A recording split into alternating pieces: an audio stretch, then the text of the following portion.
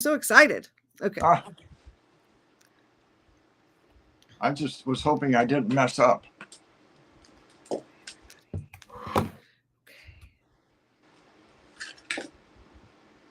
Oh, it's not going.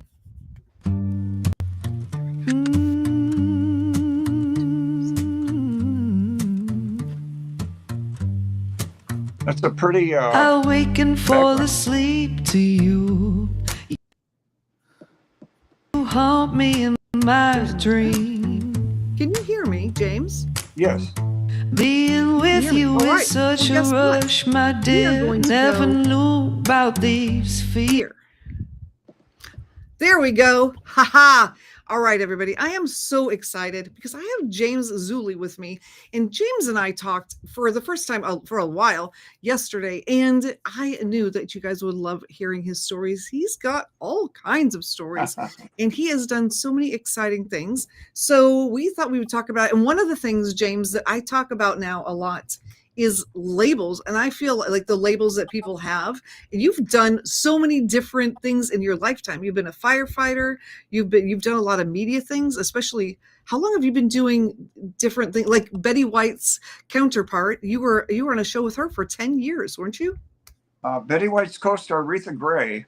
It's called Radio Boomers Live, and all this has been built by Eric. He's on another planet, but it's because of him that BBC is getting out there all over the world. But Radio Boomers Live, uh, my co-host was Aretha Gray, and we wanted to have Betty on the show as a surprise guest around her 100th birthday, because it would be a real surprise for Aretha because they were on Off the Rockers together and they were old friends. So anyway, Betty unfortunately didn't make it, and then I had, unfortunately, um, Aretha passed away a couple months ago, and then our other co-host, Carmelita Pittman, who's been in Hollywood for many years, she had passed away only maybe a month or so ago.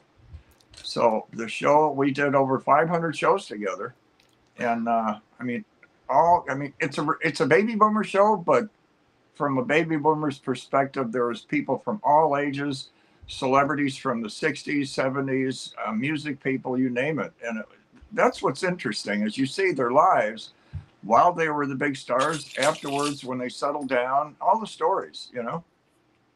Yeah, it's fascinating. And I got to be on there with you. It was so much, I had so much fun being able to talk to you and Eric. Exactly. And yeah, it's amazing. So how did you end up getting to that place? Because you were a firefighter in Chicago back in the day, right? Well, I was well, it was back in the early '70s, and I was going to college, and I wanted to enlist. I wouldn't have been drafted. I wouldn't want to be drafted. I wanted to enlist to do my part. So, uh, my what I did was enlisted in about, I think it was about 69, 70, and I was going to school, and I thought I got to do my military thing. And when I got out, I joined the fire department, regular firefighter, EMT, the paramedic thing, the engineer. And that was quite an experience for several years. But I wanted to continue my education. And I thought, well, if I'm going to do it, why not do it where the weather is like it is out here in California? So I came out here and I graduated from Santa Ana Junior College. I went to Cal State Fullerton, and I had a psych major and a special ed minor. And with that minor, when I was back, yeah, I went to the fire department. So I'm trying to get the timeline straight. So I left the fire department, which was a decision, came out here, but I just wanted to finish. And while I was going to college, with the special ed degree, I started getting in with the foster program. And I've always had a heart for the foster kids. And with that, now, years later, we wound up bringing it into Better Vision for Children as our Part 2 vision. Because the Part 1 is a vision for their actual vision. We're doing testing. But we asked the Attorney General if we could do an add-on with another vision, i.e., vision for the future. And after a while, they said yes. So now we can go out and mentor. We could have mentoring sessions. Eventually we'll do the field trips. I used to take the kids out about 15, 20 years ago. I'd take them out about 4 or 5 at a time. And, some of them like baseball. So I don't know if you remember, there's a pitcher out here. His name was Don Sutton. He lived out by me around Mission Vale, Laguna Hills. And I said, "Do you want to be a baseball player?" And they said, "Oh, yeah." And I said, well, let's go by Don's house. Don who? Don Sutton. Oh, you don't know Don Sutton. He didn't play. So we pull up to his house, unexpected. And I thought, well, if Don's not home, maybe his wife or the housekeeper will be there. It was a big house. And I said, go ring the doorbell. And they rang the doorbell, and the door opens, and who's there but tall, tan, baseball star Don Sutton. He's standing. But at the field, you can't get close to him because all the security. So now he invites them in. They give him pictures or a baseball bat, whatever, and they floated out of the house. They loved it. Or I'd take them to a driving range, or I'd introduce them to a basketball player, whatever it is. Have them experience some of this. We want to introduce them to maybe an etiquette class. We've met the president of the Shelby Motor Cars. That's engineering. Just a variety, and open their minds to these different livelihoods. I love That's that. the better vision for children part. This is kind of in a nutshell, but since I've been out here in the last 20 some years, I've worked alongside Eric, and what I've seen him create has been beyond amazing with the super app. And we've had people like the head of Warner Brothers. We've had AC Lyles, John Mata from Paramount. We've had Rory Burr from the Sony. He was the president of Sony Distribution. All these gentlemen had they had their place, right? And it was pretty impressive. Difficult to get to those people. And yet they would all call Eric to get his advice because they had their fields, but they didn't have the new age. This is years ago. He had it on lock, and they were getting his advice. I mean, that's really something to get the head of a company like that, right? But look what happened to Sony. They got hacked at one time. So what he's created with the super app and all the network and the television and radio, he reaches 1 million a month in an outreach on television about, it's about, I don't know, 500 million or something. And now with this, in the roundabout way, it just helps promote better vision for children because he's always bringing that everywhere. All right, so if you're associated with all this, for us, and Eric is just totally into helping people. That's his thing. And his thrill is getting all excited when he finds out a client of his had just got this big deal going on because he hooked him up. So for Better Vision, he's all excited because now we're testing more kids. We tested 5,000 kids in Hawthorne a few months ago. The good and the bad. The good is, I'd say the bad part is we've discovered 25% of every 1,000, that's 250 kids, were diagnosed with a vision issue. That's not good. The good part is at least they were found out that they had something, and we could follow through and tell the school and notify the parents and get them taken care of. Because if it's caught early, amblyopia, myopia, whatever it is, they can take care of it. And every 1,000 kids we test, we're hitting the Hawthorne School District that has many, many kids. Every time we hit these big areas with the number, I'm finding out we could do 500 to 800 a day. That's amazing. So you see the numbers, how many more have to be tested. So we're going to keep making the spread, buy more cameras. People in other states want to join in. That's kind of BBC in a nutshell. And in between, Eric and I have done literally hundreds, if not thousands, of events and carpets and introductions to people. And, it's interesting, Jen, that like I was working with one of the gentlemen, he's the president of Wells Fargo Financial. And the way I was working with him was over a pot of chicken. We were doing the United, it was Union Rescue Mission around midnight. We're cooking turkeys and everything. So you find these people in the background on the side. We deal with a lot of the, Black Eyed Peas, all these different celebrities. Uh, it was Peter Fonda at the. We were with him over at the home in Beverly Hills, but they have their side, which was the stars and all the kind of movies and stuff, but they have their lives, and that's we knew them in the background. We'd be hanging with them, and a lot of them like to help, you know, and we're reaching out. A lot of them want to work with us with the visions, and then we help them with their nonprofit. And what I'm starting to find out is we could hook some of these together when they're working with kids in a certain aspect and say, hey, we can come in and give them vision tests, you know, and then incorporating the foster kids to meet maybe the American Legion people, getting them together, maybe have a softball game, you know. You see how they're locking this all together. I call it my hope tour. I like it. And we're starting, well, we've got the state approval for our nonprofit. We're working on our 501c3, but because I had thought we could work together as well, because we're working on getting children hearing aids, because a lot of insurance doesn't cover hearing aids, which is blows my mind. So when my youngest daughter was 3, we took her in, and she was nearly deaf in one ear. And they said, well, that'll be $5,000. And, we had 7 kids at the time. That was kind of shocking. And they said, oh yeah, your insurance probably won't pay for it. They almost never do. And I thought, for children to hear, so.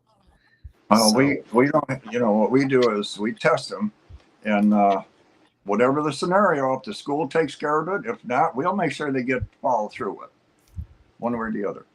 And but see, like you with the hearing, you probably heard of Providence Speech and Hearing, different hearing situations. But yeah, we could, if you're going to have a situation where you have a group of kids, and we can come in and do the vision testing. Everything is free, I love that. That's amazing. And so do you do it just in the LA area, or do you do it all over the country right now? I talk to people in Florida, in Texas, in different states, and they all want to be part. Now, what I have to do is we have to start expanding on it. You have to get licenses for other states, but I'm finding out that they really want to get on board. We're in the process now. I'm upgrading the vision situations that we had, because my friend was a World War II veteran, and so some of the stuff was dated. So I'm upgrading to the most high-tech cameras that exist, and we're going to get more. And you set it up in a room, and we'll have maybe, say, one day 500 kids from different classes. And we set up, one desk would have a screener and an assistant to write down the information. And if you have 4 or 5, you can go through a lot of classrooms in a day. So we're going to work, if we can wind up with 5 or 10 cameras to get started, and then as it spreads through California, because that's a lot, then we're going to have the outreach to other states, which shouldn't be difficult, because once it's growing, and with Eric's awareness everywhere, I'll tell you, Jen, it is so needed, because when any entity puts a lot of emphasis on something else, that something else is going to take the weight. Like if there's a pier out there and you invite 5, 10 people, they come and go, but all of a sudden you get it bigger, and there's like 100 people going out on the pier all the time. That pier could get a little weak, and then they got to reinforce it. Well, it's with our eyes. Our eyes are no longer, working the way they used to. Now, like and everybody, they're the kids. They're looking at the screens in school on their computers, and then they go home and they're looking at their cell phone. All that takes its energy from the eyes, And then they get home and they're on the big screen or on a laptop, whatever. It seems like a 24/7 thing. So we're finding out that it's going to be across the board. I want to eventually start getting into, more adults. We work with a Lions Kids Site program, but they also have the Friends in Sight, which is the glasses, But for BBC, it's Better Vision for Children. So I'm working with the Kids Site program. But yeah, when you ever do eye tests or the screening for the ears, of course, you're out in a different state. but eventually we'll hook up and we can get both at one time. That would be amazing. Yeah, and it's interesting that you said that about the eyes, because when we were at the eye doctor the last time, she was saying that there's actually an epidemic of nearsightedness in children and teenagers, because if they only look at those screens close to their face, their eyes stop looking distances and they stop being able to see far distances, and then they need glasses for that. So really sending your kid outside, send them outside. They do, it's literally damaging their eyes to be inside all Oh the time. yeah, it's a lot of stress on the eyes. And the thing is, when you do the research for the various, we test for about 8 or 9. You're talking about their social activities, their sports, for instance. Little Billy used to catch the ball real good, used to bat, and all of a sudden he's missing the ball a little bit, and he's striking out, and he's not saying much, but it's because the vision isn't as acute as it was before. And you could go on with, school, looking at the chalkboard or reading or whatever it is. It affects their studies and their social life and everything. And that's why we like to get it at a young age. We work with the kindergarten net, but it's actually younger than that. So it's just so important. And when you go on a vacation, I ask, what is it that you bring back? What you've done or what you've seen? If you go to France and you come back, what was the experience? More of what you've done, climbing up in the Eiffel Tower, or whatever? Or when you come back, is it more in your brain what you've seen in France? You see, it's probably a balance, right? Yeah, that's interesting. But it's been just an amazing ride. I've met so many. Our generations make it different. Like, I'll meet somebody that I think, wow, here I am talking to so-and-so. And yet when I talk to those people with, like people like Eric and that, they don't know who this, and I'm thinking, are you kidding? You don't know who he is? Like, they used to tell me, I looked like Bill Medley a long time ago. And I met Bill a couple of times. I met Bobby. And I mentioned that because somebody was saying their friend looked like, somebody that was a big star at 20. I didn't know who they were, but they were a big star. And I said, yeah, I used to hear Bill Medley. And they said, who? I said, well, Bill Medley, the Righteous Brothers. No, they didn't know the Righteous Brothers, But their difference is 40 years. I could see that, Yeah. It takes, but anyway, the thing is, across the board, that's what we're all about with that. And with Eric, it's been an amazing ride because he knows so many people coming up, because he attracts the attention because of what his skills. Because how did you develop that one program, or where did you get that from? He created it. That's the funny thing. He built a super app, and Facebook is fun. Well, he'll build his own Instagram or so. He just keeps building and building. His problem is he hardly sleeps. It's just always work. And people have to learn to take that time off, like you. I mean, I haven't talked to you too much about it, but I think I asked you on the show, what does Jen do in her off time, right? In her spare time? Because I know people like you and Eric and many of the others, you're a different breed. You just want to expand and grow and meet people. You have that energy, and a lot of people don't, and they look at you and they go, oh, okay. But you guys are like the leaders, like Deb Ross, and there's a lot of people. They're just skilled and talented with that. They don't have that bringing people together thing and creating. So we're glad to have people like you around to do that, because that's what makes it happen. Well, thank you. Yeah, my phone says I sleep 3.5 hours a night, which is not at all enough. But right now, there are so many things happening that it's so exciting. It's just so exciting. I do not need to get up and have coffee or whatever in the morning. My brain just keeps going. So I understand. I really quickly want to say hi to Eileen, because she is here. And we have Glamorously Grounded here. It is wonderful to see you. And Easy Way TV, thank you for joining us. So I just want to give a shout out. And yeah, we didn't start with your history. Well, we did a little bit of history, but so you were in the military. Were you in the Army? I was in the Army. Okay, well, thank you for your service. My husband was also in the Army, and yeah, you were in an interesting time. I think you were between. Were you in between things, or did you go somewhere when you were in? No. I was Nixon when I went in. Give me 245s and drop me down into wherever. John Wayne, right? Uh, but when I went in, Nixon put in what's called a phase relief program. He wanted to end Vietnam and get the people out. And I wanted to I wanted to go. And we had a line drawn, and my name was literally under the red line. And I asked the drill sergeant, I said, "Am I going?" He said, "No, you're based here." And I said, "Is there any way that you can, change something?" Or because I know a couple of guys there that did not want to go. And I said, "Look, if you don't want to go and I want to go, let's see if we could do a change." And they kind of laughed at us with that one. They said, "We don't change people. You got your duty station. Get out of here." But I thought the military experience was just great. I mean, I'm so glad I volunteered, and my MOS was military police, and I was stationed at a special weapons depot, and that's all I'm supposed to say.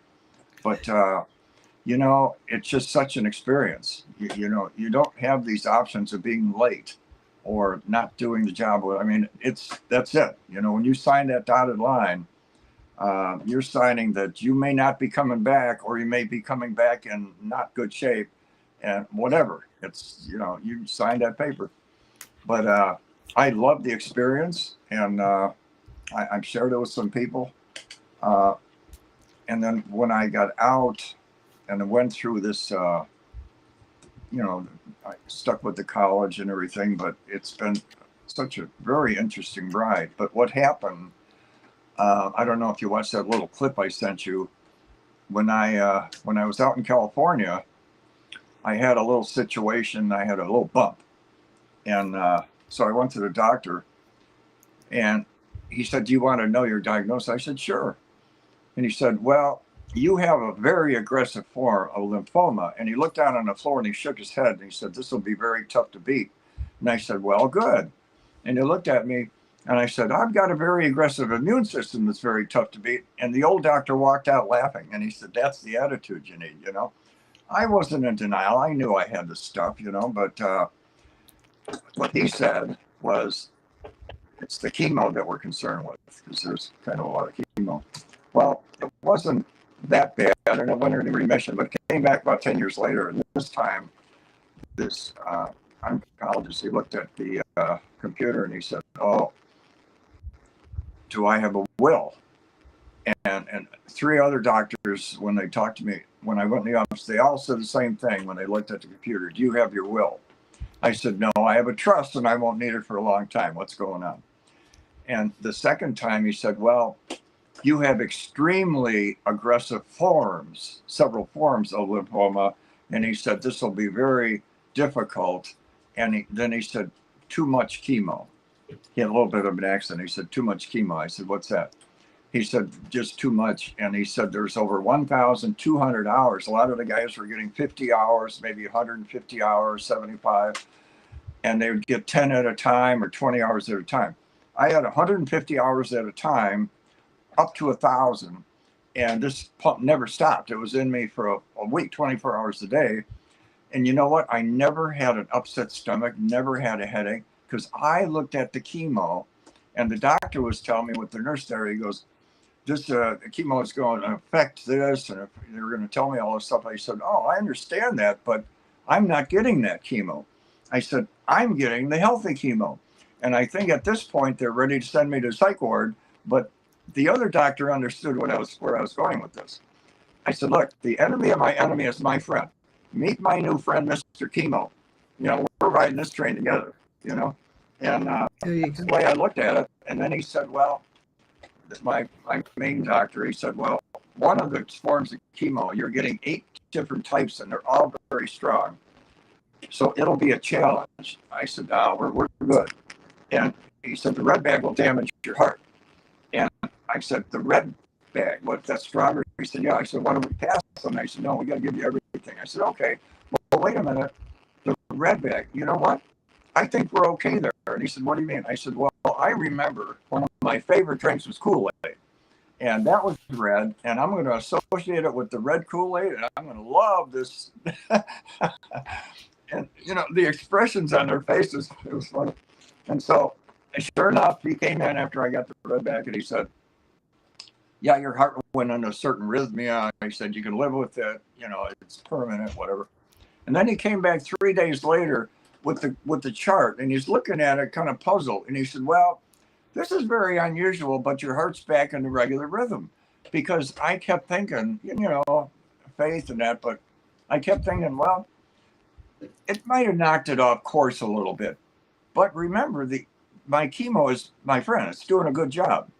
So if this has altered me a little bit, it'll get back on track. And sure enough, 3 days later, and he said, this is unusual, but you're back on track. And then he walked out of there looking at this chart in kind of a perplexed look on his face. But it was... James, hold on just 1 second. Your voice is kind of robot-y. It stopped for a minute, but it's back. It's kind of funky. I don't know why. Staticky a little bit? Yeah, it's kind of staticky. Well, we got a little static going on here. Let's see. And then I'm wondering if you can aim the camera a little bit. Yeah, so you can be up a little bit. There we go. There we go. Awesome. Okay. Super. How's that? Is that better? Yeah, I hear you're a little static too when you talk.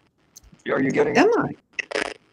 Interesting. Can you all hear static out there? I wonder. Are we both static? I hear it. Yeah, I got you there. So I'll try to throw this out real quick. Prior to that, I had one of my other episodes was I was a year about, I don't know, about 7 years before, 5 years before. I bought a lot of properties. This was another little experience. And I bought them in the Gulf Coast, about 8 homes and about 3 down in Florida. And I met a lady named Katrina, and she clipped me for my homes. You remember Katrina, right? Yeah. Nasty. So anyway, it wiped out the area and, lost all the properties. But I remember my father saying, you think you got troubles till you lose your health. And I'm thinking, wow, I lost a lot of stuff there. They're all new homes. 2 were on the beach. 2 were on a golf course 2 blocks from the beach.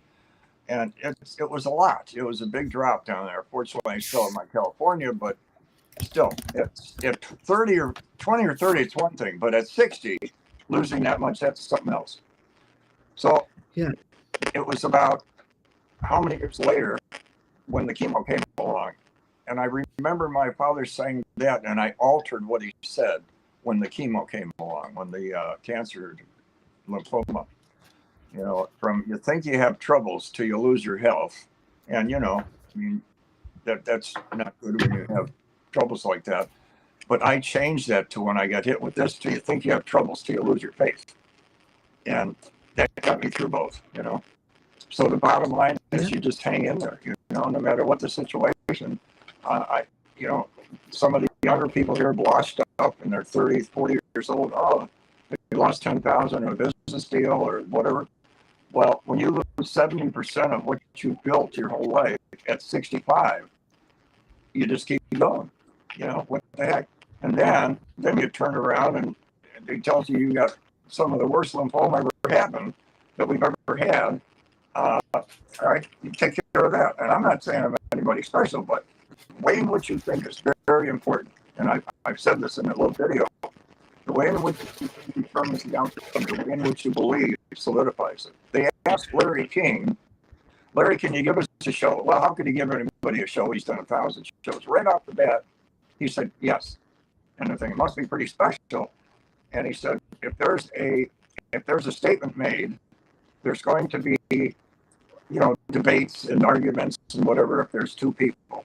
He said, on this show, there were 6 people. And he said, boy, this is going to be difficult. Well, to make it worse, 3 were from different religions and 3 were from different areas of science. And he goes, this will be impossible.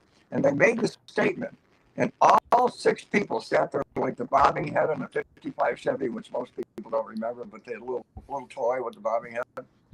The Muslim, the Christian, the Hindu guy, they're all in agreement. They said their books say this. They agreed.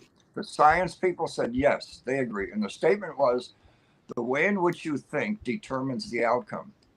And thought, like you remember the glass of water with the Japanese scientists? How the thought from the 2 groups of people affected the way the water looked? Well, think about it. They froze the water and they had positive and negative people. The water molecules literally changed with the 2 groups. Well, just think about it. We're 72% water. Our thoughts and everything, if that's all the way it is and the way they say, that's why we got to be positive with all this stuff. Things don't happen, fine, just keep moving forward, And look at the people that you know, Jen, and the Easy Way group, the women, I give the women a lot of credit. They're really tough. They go through stuff that's really, I mean, you're talking about some big time stuff with their health or family, maybe a bad car accident or an injury, like just somebody was just talking to them, they had a heart attack, and they're still doing their show. They're still an entrepreneur. They keep moving forward.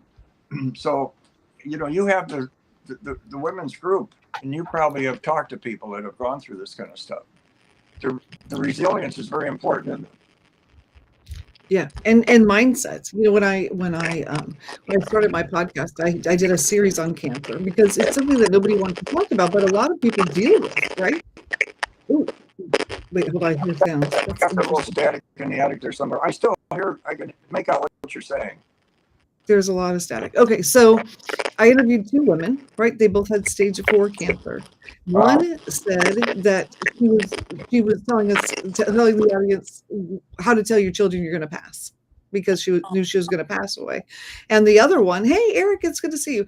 And the other one set up a foundation and she said, no, it doesn't matter that I have stage 4 cancer. I'm going to be here. I've got a 5-year-old. I'm going to be here for his college and I'm going to be here for his wedding. And by the way, Jen, you're clear now. Am I clear? Okay. Yeah, you're better too. Okay, good. And the one who set up the foundation said she was going to be here is here. And I don't think though it's fair to say that if you have a positive mindset, you're going to make it, because then nobody would ever go, right?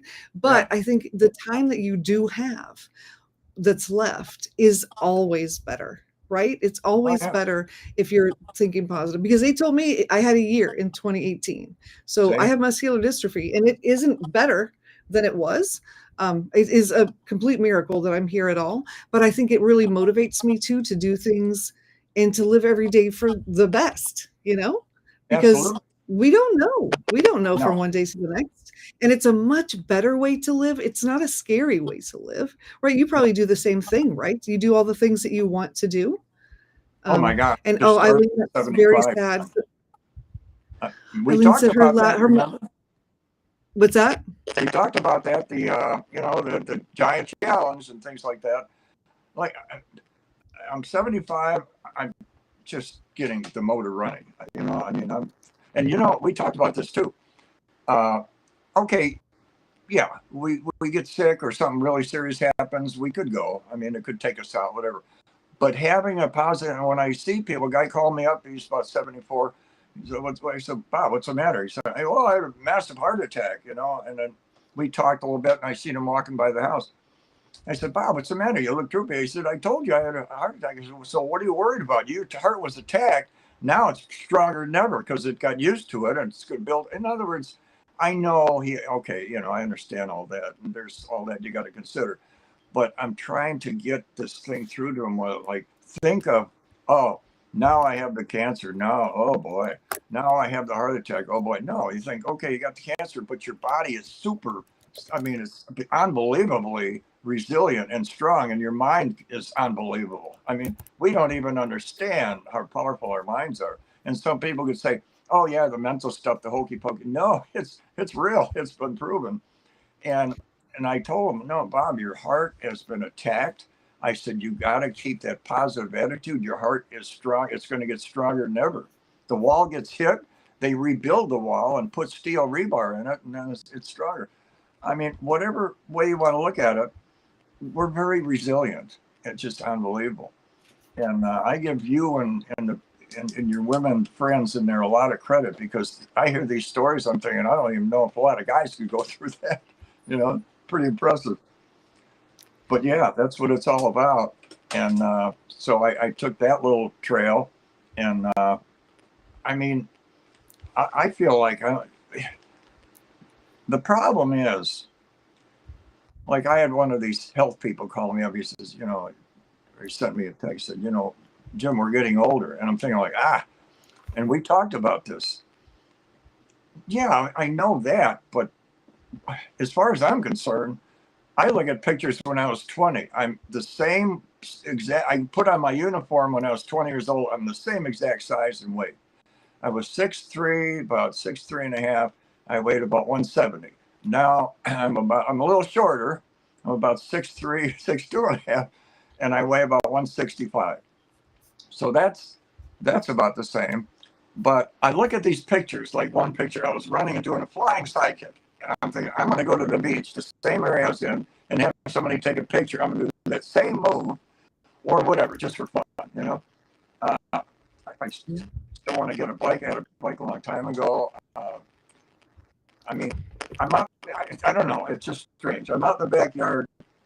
All this stuff with health, and I'm going to stick to what we talked about before. You got health is good for longevity. You got water. Got to have the water. You got to, guys. You got to drink the water. You know, because we're all water.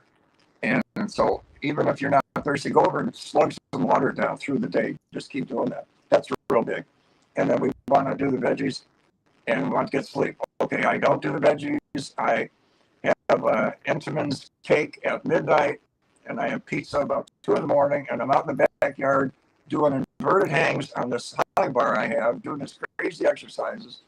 And I want to get back to my curls, because I used to have 80 pounds, 80, 85 pounds, and it would be like the mood would be out. I watch a movie, it'd be like 2 in the morning.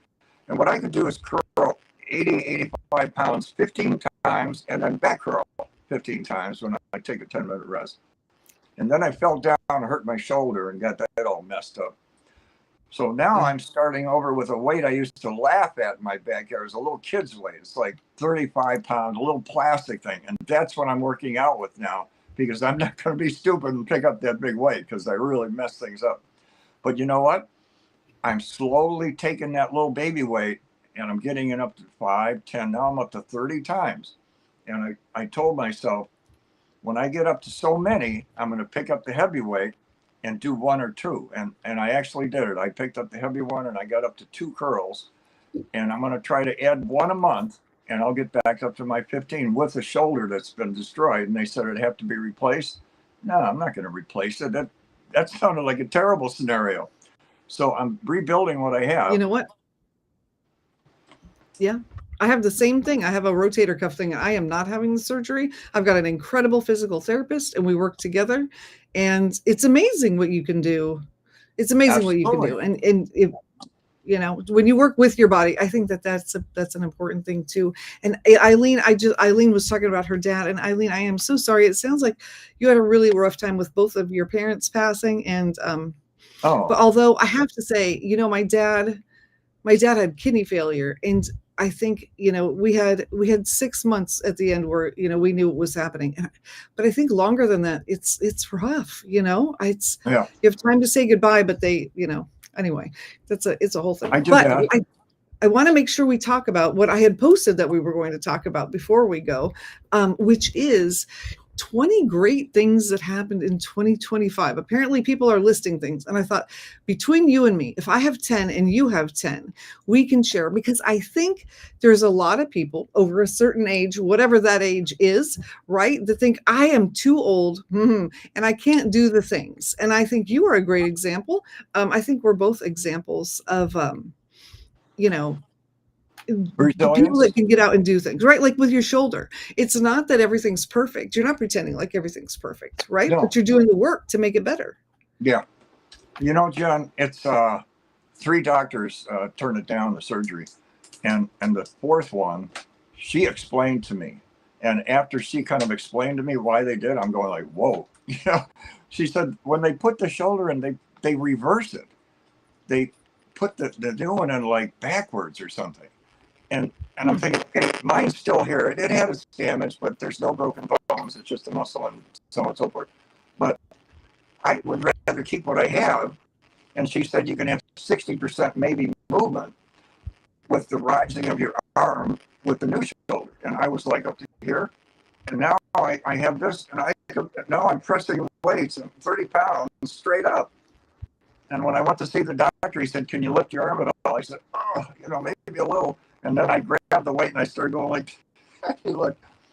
So you just take it easy though. Don't push things. Take it a little bit here, a little bit there. And but Do it. like the mindset is very important. And anybody can do it. I mean, but I know some people have more serious conditions. But you're an example. Look at what you went through. It's it, and it's still there, but we're moving forward. So your shoulder, that would be one thing that happened this year. What are some other great things that have happened with you this year? Well, thanks to my son, I'm a little bit more adept with technology because some of the stuff I looked at, it was so complex.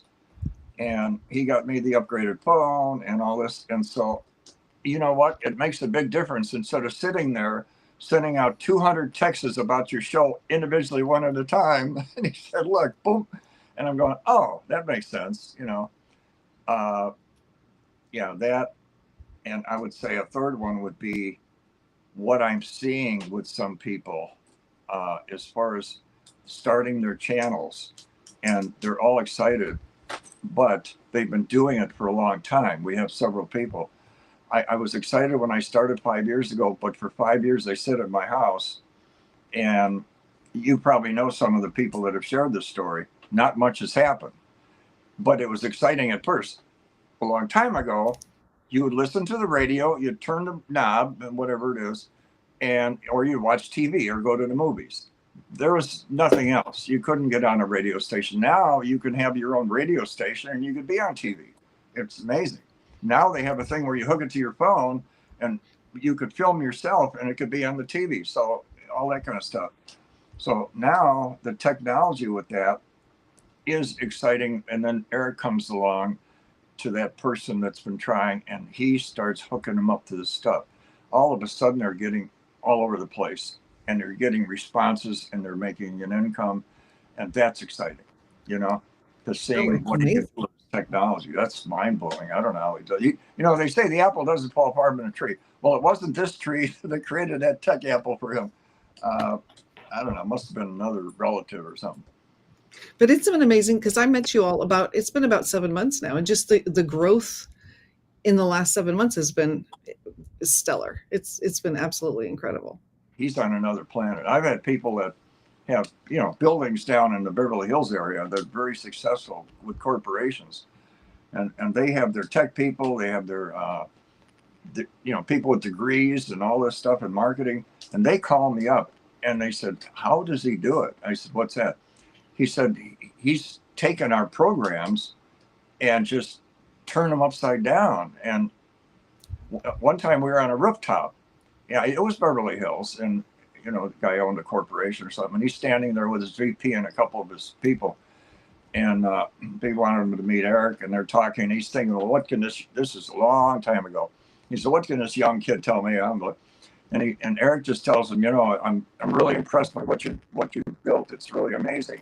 And then he started with how he can incorporate tech moves and backlinking and coding, blah, blah, blah, all that stuff. And he said, you're not resourcing this. You should bring that down here. And he's going back with all this stuff. And the guy literally put his hands on his forehead. And he said, you got to hold on there for a second, son. I can't take all this in. And he looked at his VP. He said, why don't we do any of this? And the VP was just staring. And he said, I didn't even know this stuff existed. And he started plugging them in. And the guy, he's one of the guys that called me. And he said, this is amazing. We've got a 20% more in the South End and this and that. Well, look what happened to Mr. Blockbuster. They were all over the place. And or Sears and a lot of these companies, shopping centers, big, profitable shopping centers. We even one out here in Laguna Hills. And the stores, like Macy's and Sears, Penny's, they started leaving, and the center started going down. And now the center's literally gone. It's bulldozed under, and they're building a whole different complex there for seniors or something. Times are changing. The time we're in now this is history that's going on now. I mean, younger people realize, because they're growing up with this is part of like, no, what's going on right now in this, especially with the high-tech AI stuff, it's changing literally as you sleep. By the time you wake up in the morning, there's new formats all over the place. It is. Yes, it is. Let's pause for a minute. Let's ask Eileen. And if you're those of you watching, what are some good things that have happened to you guys? So he's talking about things are changing. They're changing fast. This year has been, there's such a difference in the beginning of 2025 and now. I feel like some great, some not so great, but I don't know, I always try to focus on the great. I can't even tell you, I don't know, I can't even tell you the bad things that have happened, because I just try to leave those behind and keep moving. So what are some great things that have happened to all of you this year? I'd love it if you share. This is our last live before the new year. When I come to you next, it will be literally the new year. We'll be a little late on Thursday because I'll be with James and Eric at Bitch Party at Easy Way, and we'll have to put the link in there so that other people can join us. But what are some great things? And James, what are some great things that have happened to you? So I said in the description, we've had to say 20. So if you say 10 and I say 10, or we'll each say 5 and some people in there can say a few. What are some great things that have happened? So you've got Easy Way and the tech. You've got your shoulder. That's better. That's incredible. The difference that you can reach it all the way. I can't even do that with mine. What other great things are happening? Well, I'll tell you, with Better Vision for Children, you can have nonprofits. And one of the things when you look up, the first thing it says you have to get out there. Some of these big organizations have this thing where they don't advertise. And it's not working for them because they're slowly starting to fade out. Their numbers are going down. I can name them. You know what they are. They're big organizations, and they're starting to fade out because the only people left are, in their 70s and 80s. And when they plug in to media, and some of them say, "Oh, social media," but they're finding out that it could be a good thing. And that's one of the exciting things. I see the excitement with the people we work with. And if you've noticed, John, this group that Eric put together, the Easy Way family, it's when people call, one of the funny things about this is the call is about, how are you doing? What can I do for you? People are so caring in this group. And they tell me that. They go, I'm not used to this. Everybody's out to see if they can sell you this or that. Well, yeah, everybody wants to sell something and make everybody else eat. But there's a big thing out there about care. They're concerned with how they're doing, or they share issues, and that's what really brings a lot of these people together. And that's a good thing. It's about caring. And I taught Eric you have to have hard work, determination, and drive. But without faith, morals, and ethics, it's a waste of time. It's not going anywhere. And I would say that's one of the exciting things is what I've seen him build and how it's helping others. Especially what I'm doing with BBC. We're getting a lot of people interested in with their nonprofit. And I said, look, I have what's called a Hope Tour, and I have these, like one of the ladies has the backpacks, and somebody else has books, the children's books, and there's just a lot of, and we're kind of putting them together. Okay, we can put the books in the bags, and we could, when we have an event for them, we're going to be doing a couple down in Compton in LA. We not only do the testing when the kids are there, we bring them a backpack, and oh, by the way, while you're here, listen to so and so. He's going to be talking in a few minutes about different what do you call it? Different livelihoods you might be interested in, or so and so's a fireman, so and so's a nurse or an engineer. What it's like to build a bridge. Well, I know engineers that do that, and they could go, oh, really? And then down the road, we want to put together some grants. So they'll have a full package, That's my little Hope Tour. that's a good thing. Okay. Yeah, absolutely. Absolutely. All right, Dave, I know you're watching. What have what is your what are some of the good things that have happened with you, Dave, this past year? I know you've had a couple of good things happen. And Eileen, it's good that things didn't get worse. I think we should make 2026 a year of good things. So, because not worse is better than bad, right? But good is better than that. And I think that, that's something that I'm striving to do. I know for me, this was a crazy big year. My book, starting out the year, was just still stayed at number one. I published it in December. It was number one and through February, through into February. Wow, that's and cool. then we did thank you. It was crazy. And then we did the awards. We decided to have our award show in January. We had nominations in February. We held them in March, and 10% of the people that came flew all over the country. They flew in. We had winners from 3 different continents. It was amazing. What else did we do? We went to the Keys for the first time this year, which was also interesting. We decided we like our island better because, it's home, and that's why we moved here. My channel hit 100,000. I got my play button. That was, for me, the biggest accomplishment I think I've had career. I don't know. There's something about it, James. I don't know what it is about that little piece of metal right there. It just feels really good. I don't know. So, and we have, yeah, well, you're a multi-talented lady. That's why I ask you. I joke with you. What do you do in your spare time? Meaning, I don't know if you have any. Like Eric and I went out golfing, and people go, "Oh, you guys golf?" Oh, well, I'll tell you. The last time before that, I'm not going to tell you how many years ago it was. But we just get along, and that's the way it should be. So I love you every day, and I hug every day when I see them. That's the way it should be with families. And, whether you're in the same field or not. And then Dante Sears is Eric's friend. She's so talented too, like you. She does like an expert in finding real estate, but she kind of helped me through some of the stuff with all the chemo. She gave me certain teas and whatever, those things that help keep my system strong. And when she shares stuff like that, what you share with your people, it kind of spreads, and it kind of gives people a little hope and a little drive to pursue their goals, right? Absolutely. And so Eileen's got 2 goals for the rest of her life. Eileen, you can make this happen. You can make this happen. This is awesome. Okay, so visit Court 5, and that's Fleischer's Court, right? And see Weird Al. Okay. I feel like that's awesome. If you did one this year and one next year, you'd have it made. That is so cool. And they're very doable goals. I love Weird Al. I have not seen him. Who did I see? Who's the guy that would chop up the watermelons? James, do you remember the Gallagher? Remember that guy? Yeah. Knott's Berry Farm. He was at Knott's Berry Farm back in the day when we lived.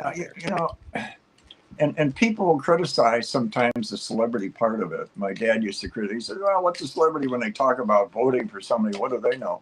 And that was back in the Clark Gable days, And if the celebrity knows about a lot of politics, and that's one thing. But it just makes a difference. And when you're sharing this with everybody, everybody shares their opinion and so on and so forth. Now, do you have like when you go on these trips, do you actually go on trips with your groups? I just always wondered that. What is it, over 50 group or over 60? Because I notice sometimes. No. Yeah, so I don't go on trips with them, but I do things here.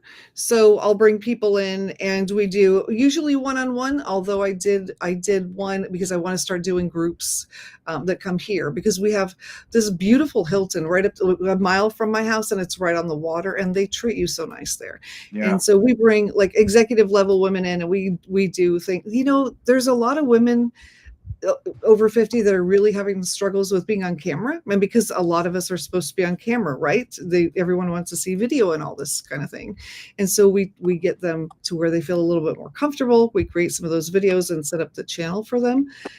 So that's what we do. But It's it's mostly you know, I kind of went through that because Radio Boomers Live was just a phone call, and Reetha and I'd get up, yeah, no problem. But both of us go, what? We're going to be on Zoom now, and then all of a sudden it's putting on the face, and you know, when you're older, it's a little different. You look sleepy at 2 o'clock in the afternoon, you know.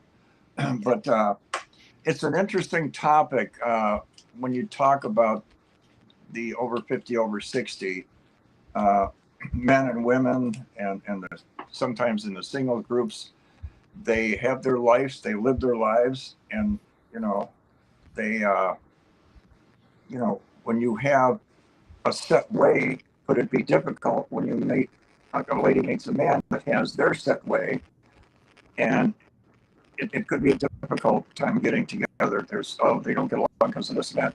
I think there should be something, a group or whatever, that brings people together where they could share what it's like, the thoughts of a guy and the thoughts of a lady, and what it is they're looking for, and what it is that's different maybe at 50 or 60, because there could be a lot of friendships. I always think it's not fair that a woman would be going on a date and have to worry about, oh, when is the old moon going to come, right? I don't think that's right. They shouldn't be like that. But you should be able to go on a trip with a lady. You meet a nice lady, your friends. You should be able to go somewhere, and like I've done that, and no problem. Separate room. Here's your keys. Your room's down the hall. We get up next day. We go on a visit, this and that. You have your own room. You know, just because you go on a trip doesn't mean you got to worry about the bedroom thing. I'm personally old-fashioned Catholic, yeah, so that's the way it is. Yeah, you're a rare bird. That's why it's a great thing. But yeah, but you know, it's funny because you and I talked about this yesterday too, this group thing. And I think so. I have a mastermind for podcasters over 50, and I think after talking to you, I think we need to open it up and have other creators in here. You know, because it is a different world for any creator. I feel like if you're in traditional media or TV or you know, YouTube influencing kind of things, when you're over 50 than it is if you're 18 and beautiful and you look airbrushed and you just, you know, roll out of bed with this whatever that everyone's looking for, right? Then if you have to work a little bit harder to get it, you know, to get it going, and things are different than they were. Like you said, I mean, everything's different. And just to bring everyone together and have bigger group. Some of them worry they have the wrinkles out. Well, you know what? If I'm not in delusions of grandeur. If I'm gonna meet somebody, I want wrinkles. I want them to look their age. I don't need somebody who's 20.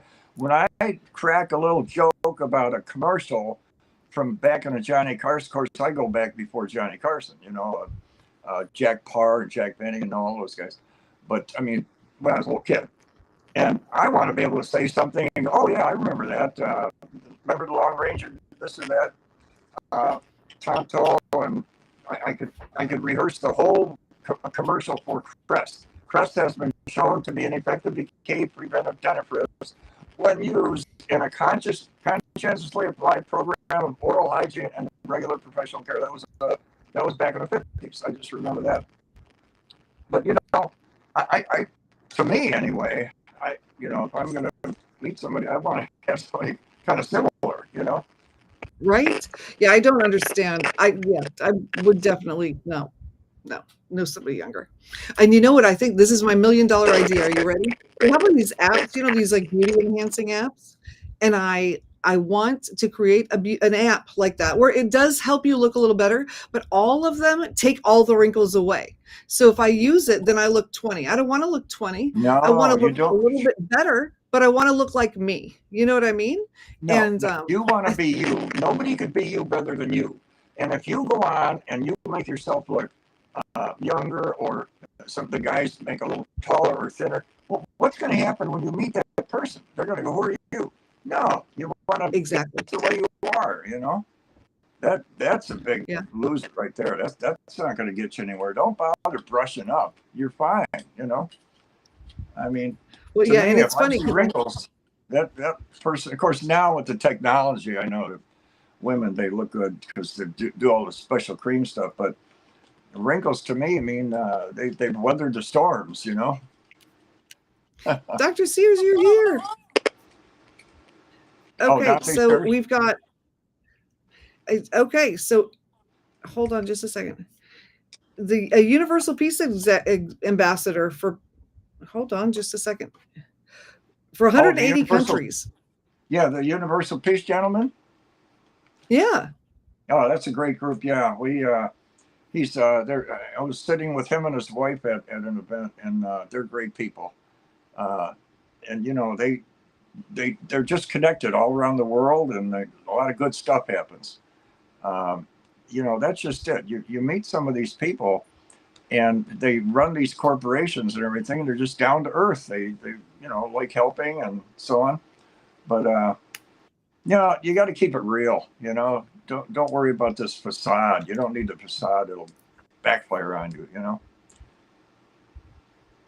Yeah, and we've got Dr. Dante Sears is saying hello, and hello. It's so good to have you here. And Easy Way TV, it's so good to have you here too. I am so glad you guys have tuned in. We have been doing this for an hour already, which is amazing to me because we just chat and time flies. It absolutely flies. And what we're going to do for those of you watching, we're going to put links for everything that we've talked about because I want to make sure that you can go and check everything out, and you can find James everywhere. And also, if you don't know about Easy Way yet, we'll have links for that. It is an incredible it's a social network, but it's beyond that. They call it the Easy Way family, and it really does feel like that. It is not a Facebook where you're pretending to be friends. People actually get to know each other. So I'm going to put it in there, and you guys can come check it out, and I'll be there, and we can talk. So you were going to say we met Jim Hardy. That's so cute. I love you. But you're amazing, Jen. I don't know how you do all this stuff, but I give people like you credit with your shows, and you bring everybody together. And it's like with Eric, you know, it's just such a good group, and they're not only a good group, they have some real high-end entrepreneurs on there. You know, you got the beginners, and then you got the advanced people that own corporations that started. You know, like Omar, he's one of the co-founder of 20 LA Fitness or one of those. I mean, this is big stuff, and they're so down to earth. You run into them, and you know, started these corporate, and you're just chatting with them, and they're good people, you know, and they want to help somebody else out. They'll be talking to somebody, and they're just starting a business, and they're talking to somebody that's one of the biggest in the world, yeah, and they're just chatting away with them. And it's amazing. And yeah, everybody is just a regular person in there, or they act like that, and it's really incredible. It really is. So I encourage everybody to check it out. And okay, wait, let's see. I think all the things that have happened in the Easy Way family because of my dad. That's James. So many people look at James as their dad in the Easy Way family. And James, I got to say, you've given me a lot of compliments today, but you have done such incredible things. It just blows my mind. And it's an honor to have you on the show today. And I want to say thank you so much. I want your autograph. Well, when I come out there, I'm going to come out there this spring, and we will exchange autographs. It'll be amazing. I cannot wait to come out to LA and see all of it. Yeah, it's going to be incredible. Take Dana Point Harbor. You know Orange County at all? Yeah, so I grew up in Orange County. I lived there until I was in La Habra Heights is where I was. So that is my stomping ground, and I haven't been there since 2004. So I hear things have changed a little bit, and I'm looking forward to it. But Michigan, yeah, and I lived in Newport Beach for a little while. Yeah. So yeah. The harbor is changing. I told you they're taking down Dana Point Harbor. That's been my home away from home for 47 years. We used to take the boat out of Embarcadero, and when it ran, you know, sometimes I'd get it in and it wouldn't run too much, but that was, you know, Turks. In fact, do you remember Turks? That's where John Wayne used to go. It's right on the ocean. Yeah, yeah. Well, that's the one. I almost bought that place in 77. But really? The broker said, do you know the business? You know, the restaurant bar. I said, no.